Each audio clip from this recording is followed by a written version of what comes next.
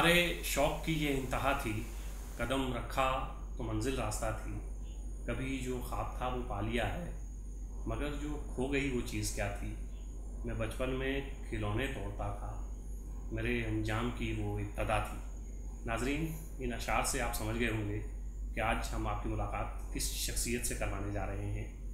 इन अशार के खालिक जावेद अख्तर साहब आज हमारे मेहमान हैं, लेकिन आज हम बात जावेद अख्तर पे कम उनके दादा मुस्तफ़ा खैराबादी के हवाले से करेंगे। अभी चंद दिन कबल इंडिया हैबिटेट सेंटर में एक बहुत बड़ा प्रोग्राम हुआ।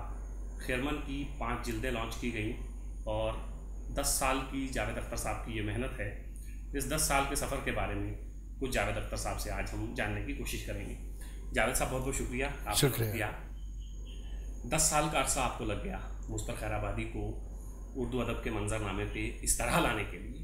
गाए बगाए उन पर गुफ्तगू होती रहती थी, लेकिन पिछले 1-1.5 महीने से जिस तरह उन पर गुफ्तगू हो रही है वो जाहिर है खैरमन जो 5 वॉल्यूम में उनकी कुल्लियात तो नहीं कहेंगे, जैसे आपने फरमाया था प्रोग्राम में, तकरीबन कुल्लियात जो शाया हो के मंजर आम पर आ चुकी है। बहुत गुफ्तगू हो रही है उस हवाले से।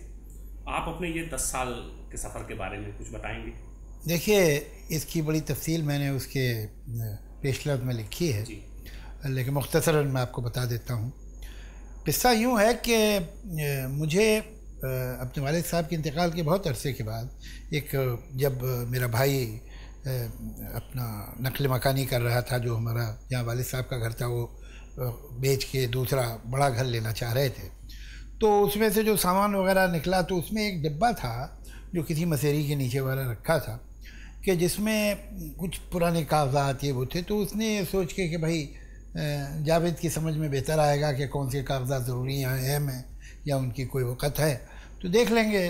तो मुझे भेज दिया। मैंने भी ऊपर देखा तो ऐसे ही कुछ मैगज़ीन पुरानी कॉपियाँ वॉपियाँ थी, तो मैं देख लूँगा, और मैंने भी रख दिया। और उसके कई साल तक वो डिब्बा मेरे पास पड़ा रहा, जैसे कई बरसों तक उस घर में रहा।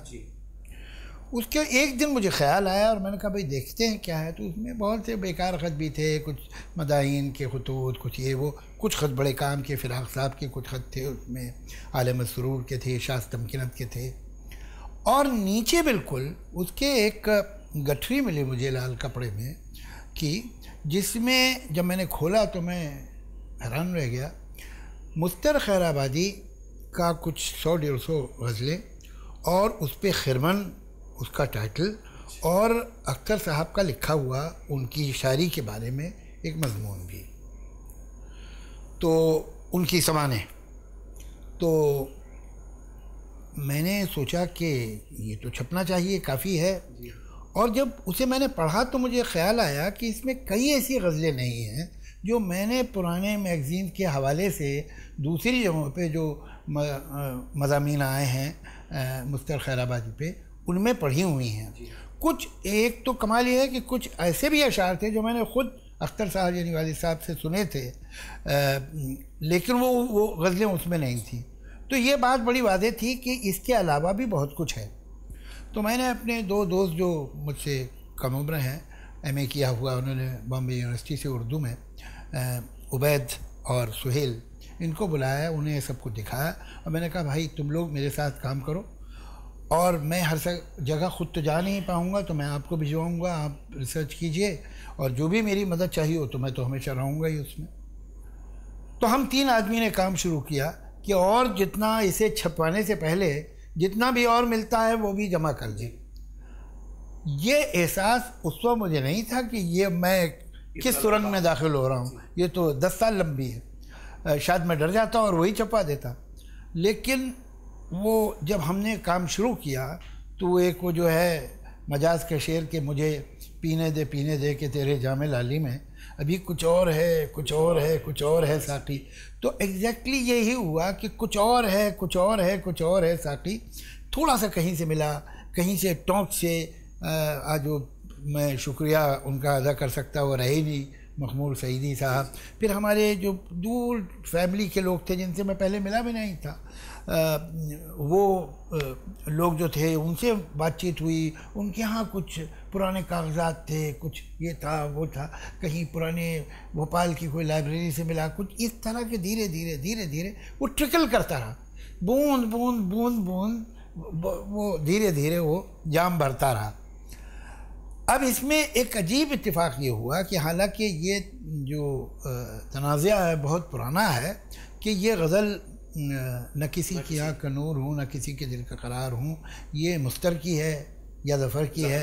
अच्छा, इसके ऊपर बड़े मज़ामीन लिखे गए हैं, निगार में आया है, और उससे पहले आले मसरूर साहब का मैगज़ीन था, सुहेल, और बहुत बार लिखा गया। तो अब जब हम ये सब जमाई कर रहे थे तो एक तो नहायत दिलचस्प चीज़ हमको ये मिली कि एक अब्दुल बारी इश्क साहब एक शायर थे जो कि हमअसर थे मुस्तर के, वो शागिर्द थे अमीर मीनाई साहब के, और मुस्तर ने भी हमेशा अमीर मीनाई को उस्ताद ही माना। हालांकि इस्लाह सिर्फ एक गज़ल से ली थी, लेकिन बहरहाल एक गज़ल की इस्लाह से भी उस्ताद तो हो गए, तो वो वही एहतराम करते। तो अब उसे मुआसराना चश्मक कहिए या वो रकाबतें जो होती हैं अदब में भी की दुनिया में, एक किताब दारुल उलूम में मिली लखनऊ की लाइब्रेरी में, अमीर मीनाई, ये तालीफ़ जो है अब्दुल बारी इश्क साहब की है, और जिसका दीबाचा उन्होंने लिखा है 1928 में। 1927 में मुस्तर का इंतकाल हुआ, ये किताब 1928 की है। उसमें उन्होंने लिखा कि भाई ये देखिए, गाने से कभी कभी क्या जो गज़ल के ऐब अयूब होते हैं वो भी छुप जाते हैं और कुछ मज़ा दोबाला हो जाता है। तो ये गज़ल जब तक गाई जा रही थी मुस्तर मरहूम की तो बड़ी मकबूल थी, लेकिन जब कागज़ पे लिख के देखी गई तो उसमें सारे अयूब लोगों को दिखाई देने लगे और गज़ल नज़रों से गिर गई। उनके खिलाफ लिखा गया, उनके खिलाफ था, और 19 यानी मुस्तर के इंतकाल के 1 साल बाद। तो एक तो ये बड़ी ज़बरदस्त चीज़। दोयम ये कि जो हमने इस मामले में भी तहकीकात की तो मालूम हुआ कि बहादुर शाह ज़फ़र का इंतकाल हुआ था 1862 में। उसके कोई 25 साल बाद उनका जो कुल्लियात था वो मुंशी नवल किशोर ने छापा, जो कि 4 ज़ख़ीम जिल्दों में था। उसमें ये गज़ल नहीं थी। अगले 30 बरस में इसके 5 एडिशन छपे, यानी 25 और 30 55 साल हो गए, उसमें ये गज़ल कहीं नहीं थी। अच्छा, ये पहली दफ़ा ये एक कव्वाल गाते हैं तो ज़फ़र का कलाम गाया, तो ये भी ज़फ़र की ज़िंदगी पे, चूँकि तस्वीर तो ज़फ़र की ज़िंदगी बनती है तो लोग गाने वाने लगे थे, चूँकि कागज़ पे थी नहीं है। तो बहरहाल ये इस पे लोग उस वक्त भी मज़ामीन लिख रहे थे। ये 1938 में भी इसके बारे में लिखा गया, 1960 में भी इस पे लिखा गया कि मज़ामीन छपे, और बड़े मुस्तनद लोगों के, एक यूनुस हसन टोकी साहब, उनका मज़मून छपा था इसमें निगार में, मुस्तर नहीं, बहादुर शाह ज़फ़र नहीं, मुस्तर। और उन्होंने बताया कि उन्होंने कलमी नुस्खा कहाँ देखा है, जो कि एक नवाब थे, नवाब गोपामवी, नवाब फ़ारूक गोपामवी, उनकी जो साहबजादी हैं उनके पास है, उसी ज़माने का कलमी नुस्खा सैयदा मसूद उनके भोपाल में उनकी लाइब्रेरी में मौजूद है। तो ये इस तरह की चीज़ें तो मैं जमा करता रहा और पढ़ता रहा, लेकिन जो बिल्कुल इसमें आखिरी बात जिसके आगे किसी बहस की गुंजाइश नहीं बचती, मुस्तर के काफ़ी मुझे उनके अपनी तहरीर मुझे मिलती रही, उनके खतूत, उनके हाथ के लिखे हुए, कोई उनका कलाम उनके हाथ से लिखा हुआ मुझे मुख्तलिफ़ जगहों से मिला, तो मैं उनकी हैंड राइटिंग से पूरी तरह आशना। मेरी मुलाकात, यानी आप ये देखिए कि सारे शहर में तो हम ढूंढ रहे थे, बम्बई में एक साहब से हुई जिन्होंने बताया कि उनके दादा sir Asrar Hasan Khan judicial minister थे भोपाल की स्टेट पे, और उस ज़माने में जब मुस्तर खैराबादी भी वहाँ थे, वो जुडिशियल सेक्रेटरी हुआ करते थे भोपाल में, और दोनों जुडिशियल मिनिस्टर और जुडिशियल सेक्रेटरी की इतनी दोस्ती थी कि वहाँ जो उनका सरकारी मेहमान खाना था शीश महल, उसमें ही दोनों रहा करते थे। और वहाँ मुस्तर उसके बाद वहाँ से चले गए इंदौर, और 1923 में, और ये कुछ सामान उनका पीछे रह गया।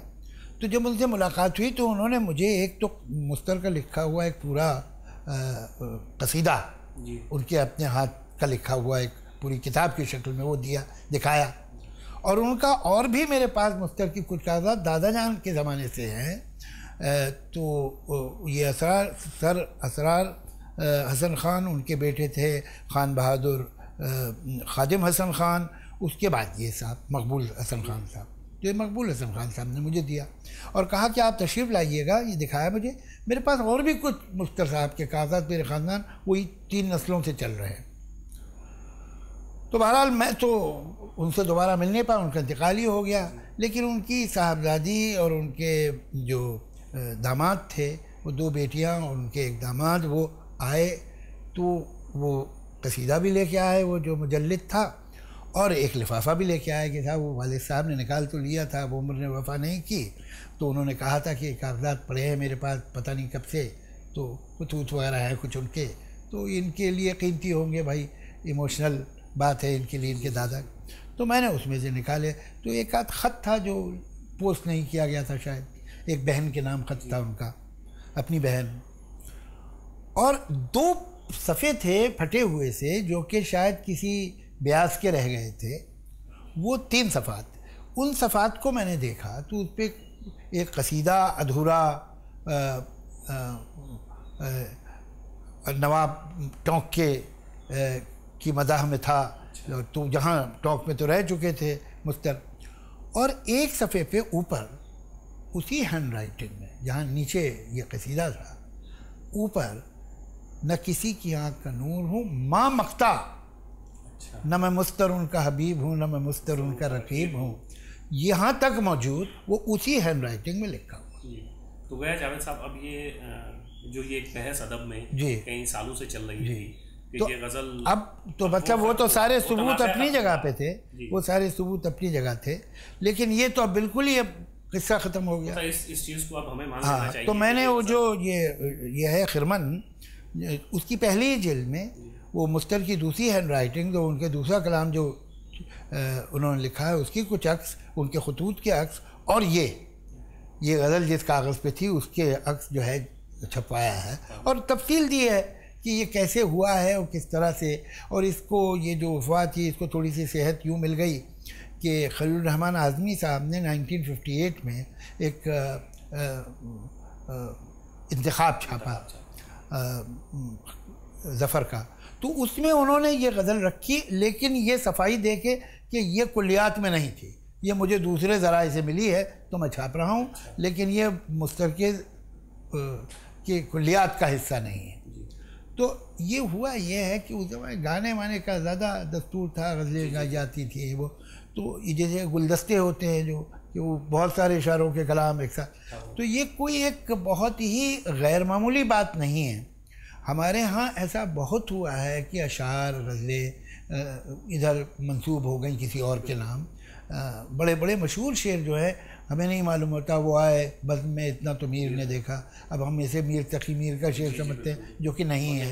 तो इस तरह की न जाने कितनी ये होता रहता है। जी, तो जावेद साहब, अब हम ये मान लें उर्दू अदब को पढ़ने वाले लोग या गज़ल से मोहब्बत करने वाले लोग कि इसके खिरमन के बाद ये कलाम जो है अब मुस्तर खैराबादी का है। बिल्कुल, मगर यह एक गज़ल है, मैं चाहूँगा कि लोग पढ़ें, इसलिए कि वाकई बहुत उम्दा शायरी है, बड़ी कमाल की उस्तादाना है, और उसमें एक गज़ल है जो मेरे ख़्याल से पूरी दुनिया में इससे लंबी बहर की तो गज़ल किसी ने लिखी नहीं होगी, गज़ल क्या नज़्म भी नहीं लिखी होगी, ये एक इतनी तवील वो बहर, एक मिसरा जो है वो पूरे एक सफ़े पे आता है, तो वो भी देखने के काबिल चीज़ है।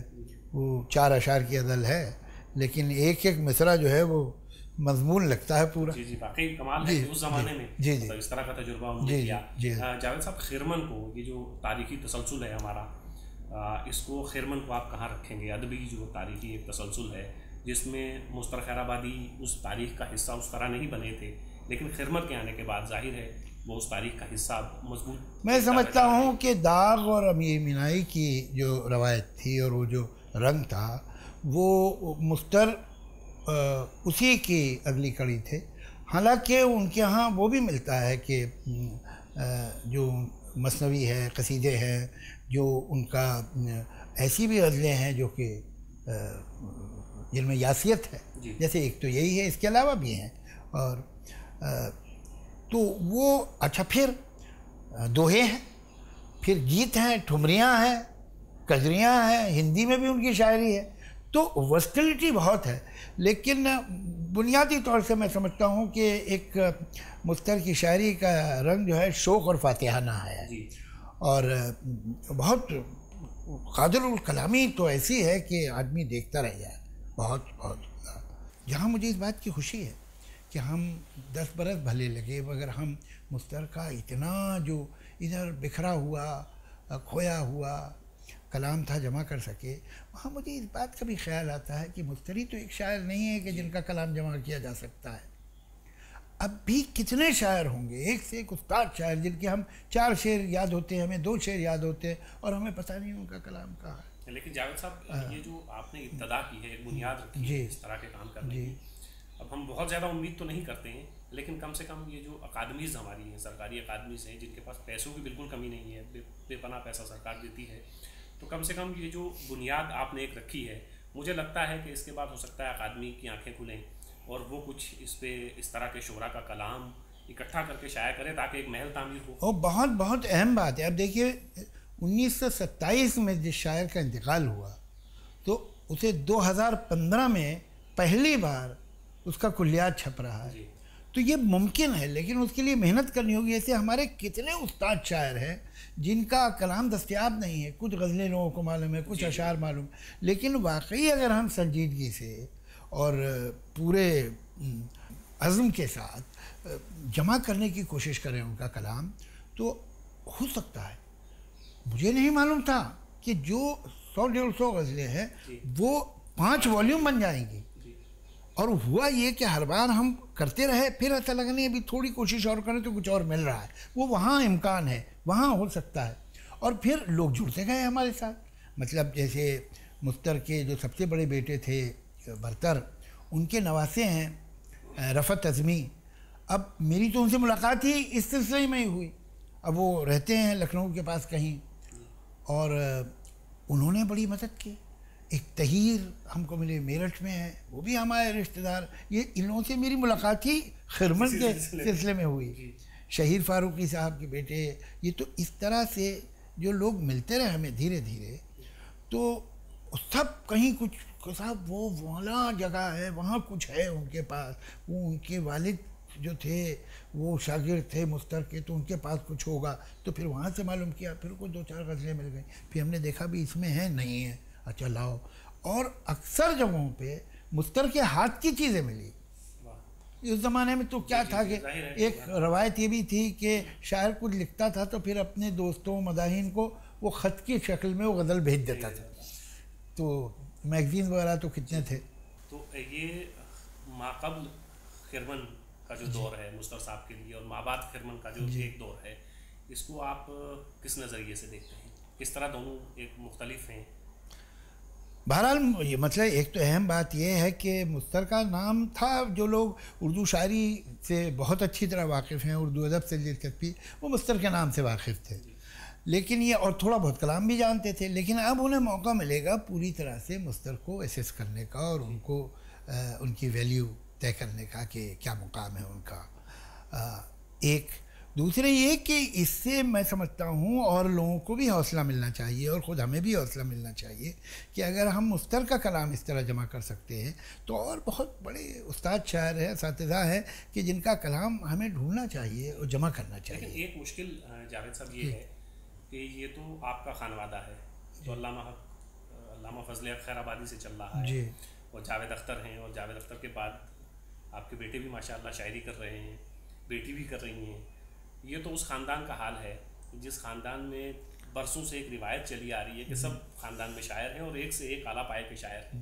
तो वहाँ 100-150 साल का अरसा अगर लग जाता है तो बाकी लोगों के लिए तो और ज़्यादा मेहनत मुझे लगता है करने की ज़रूरत है।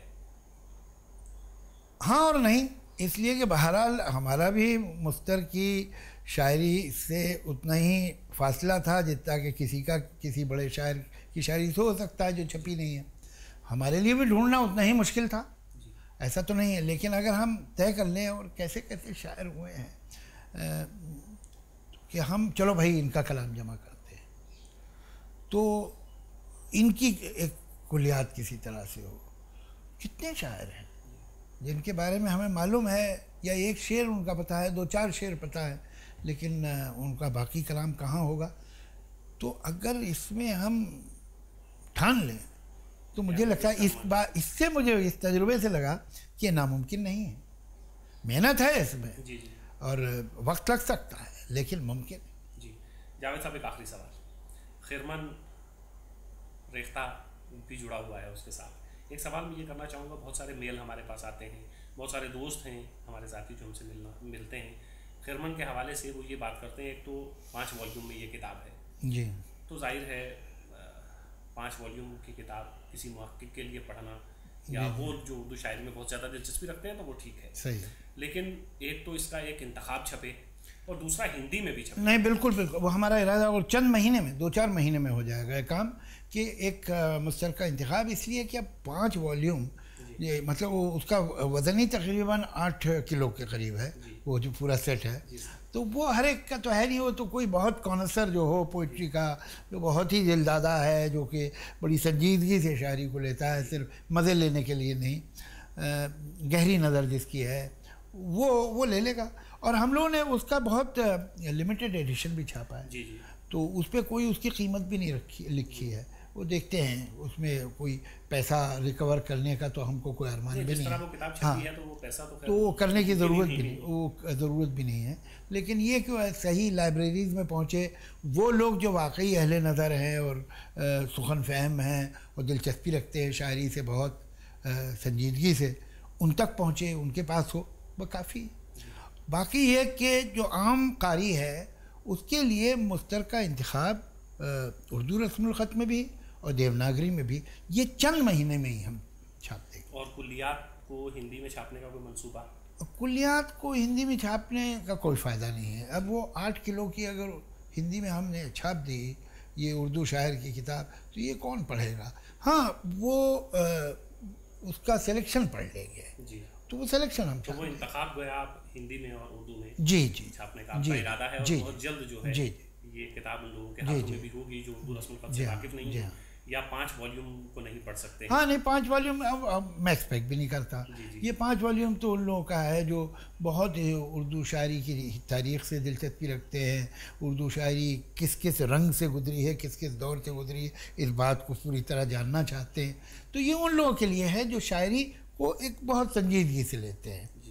और ये जो है मुझे यकीन है कि जो इसका इंतखाब होगा वो भी लोगों को बेपनाह पसंद आएगा, इसलिए कि मुख्तर की शायरी में एक तो ज़बान बड़ी आसान है। ये असल में लखनऊ स्कूल जो रहा है उर्दू शायरी का, उसमें इतना फ़ारसी का गलबा नहीं रहा है ज़बान पे। तो ये सब अवध के लोग थे। खैराबाद कोई 100 मील दूर होगा, 100 मील भी नहीं, उससे भी कम लखनऊ से। तो वो पूरा अवध का जो कल्चर है वो आपको दिखता है। इसी वजह से उनके यहाँ आपको दोहे और ठुमरियाँ और कजरियाँ और कृष्ण पे गीत और ये सब मिलते हैं। जी हाँ, तो वो मुझे यकीन है कि देवनागरी में भी और उर्दू में भी जो इंतखाब है वो बहुत मकबूल होगा। जी जावेद साहब, बहुत बहुत शुक्रिया। इलाजे दर्द दिल तुमसे मसीहा हो नहीं सकता, तुम अच्छा कर नहीं सकते, मैं अच्छा हो नहीं सकता। इस मुस्तफ़ा खैराबादी के इस शेर के साथ हम जावेद अख्तर साहब का बेहद शुक्रगुज़ार हैं हम लोग, और बेहद ममनून हैं जावेद साहब कि आपने हमें वक्त दिया और मुस्तफ़ा खैराबादी के हवाले से इतनी कीमती गुफ्तगू से नवाजा।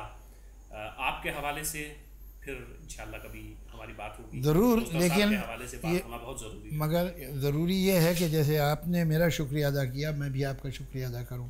मैं समझता हूं कि रेख्ता एक बहुत ही अहम रोल अदा कर रहा है उर्दू शायरी को दुनिया के हर कोने में पहुंचाने के लिए, और हर वो इंसान जिसे उर्दू से या उर्दू शायरी से कोई मोहब्बत है उसे आपका शुक्रगुज़ार होना चाहिए। मैं हूँ। जी जावेद साहब, ये मुमकिन इसलिए हो पाया है कि आप जैसे बेहतरीन शोरा का और मकबूल शोरा का ताउन हमारे साथ शामिल हाल रहा है। आपका बहुत बहुत शुक्रिया।